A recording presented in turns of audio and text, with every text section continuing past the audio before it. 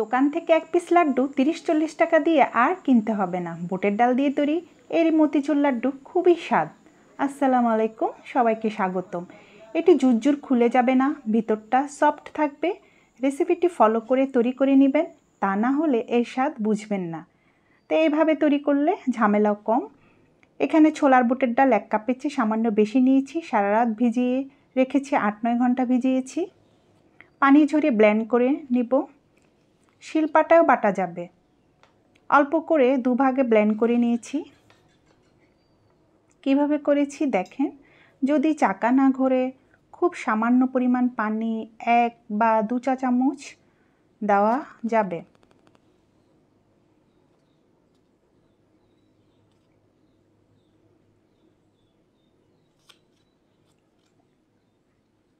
এটা হয়ে গেছে ব্লেন্ড করা। চুলাটি মিডিয়াম আঁচে আছে। তো এক এক করে সব দিয়ে দিচ্ছি। যে কোনো শেপে দেওয়া যাবে, এবড়ো থেবড়োভাবেও দেওয়া যাবে, কোনো সমস্যা নাই, কারণ পরবর্তীতে এটার কাজ আছে।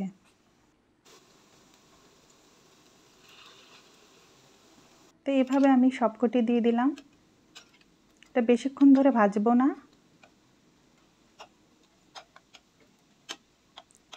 এগুলো ফুলে উঠেছে, যেন কাঁচা গন্ধটা না থাকে, সে ততটুকুই অপেক্ষা করব।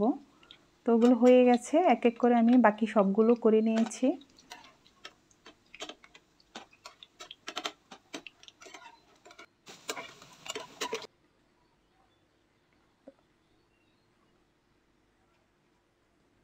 একটু গরম থাকা অবস্থায় আমি এগুলোকে ছোট করে হাত দিয়ে ভেঙে নিচ্ছি, গুঁড়ো করে নিচ্ছি, কারণ এগুলো ব্লেন্ড করা হবে। হয়ে গেছে। এখন আমি দুভাগে আবার ব্লেন্ড করে নিব।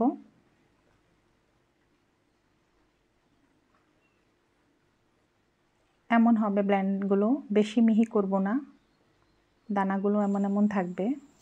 তো একটা প্যানে আমি চিনি দিয়ে দিলাম 1 কাপের চেয়ে সামান্য বেশি। পানিও দিয়ে দিব 1/2 কাপের চেয়ে সামান্য বেশি। আর কালারের জন্য আমি একটু জর্দা দিয়েছি 1 চা চামচের 4 ভাগের 1 ভাগ। আর একটু আদা পাউডার দিয়ে দিলাম 1 চা চামচের 4 ভাগের 1 ভাগ। এলাচ দানা দিয়ে দিলাম 3টি খুলে। আর স্বাদমতো একটু লবণ দিয়ে দিলাম। নাও দেওয়া যাবে, কোনো সমস্যা নাই। আর একটু ফ্লেভারের জন্য অরেঞ্জ ফ্লেভার দিলাম কয়েক ফোঁটা। তো অনবরত নাড়তে থাকবো।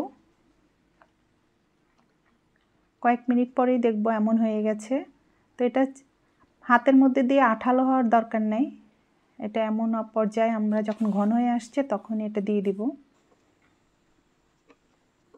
চুলার আঁচটা এই পর্যায়ে লো থাকবে, মানে মিডিয়ামের আঁচের চেয়ে সামান্য কম থাকবে।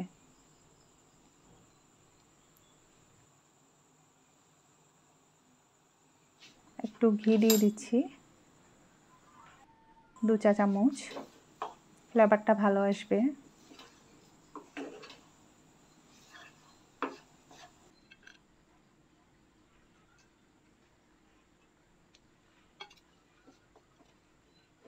আর এখন দিয়ে দিলাম কাঠবাদাম কুচানো, রোস্ট করা কাঠবাদাম কুচানো। আঠালো হয়ে গেছে, 4-5 মিনিটের মধ্যে এটা হয়ে গেছে। এখন নামিয়ে নিব। তো এটা হয়ে গেছে। আমি একটু গরম অবস্থায় এগুলো হাতে গড়িয়ে নিব। মানে এটা এত স্বাদ, অবশ্যই কিন্তু তৈরি করবেন। হাতের তালুতে ঘি মেখে এভাবে গড়িয়ে গড়িয়ে বানিয়ে নিচ্ছি।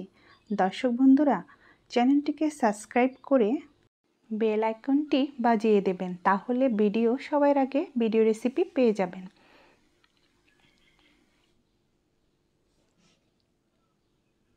তো সবগুলো হয়ে গেছে।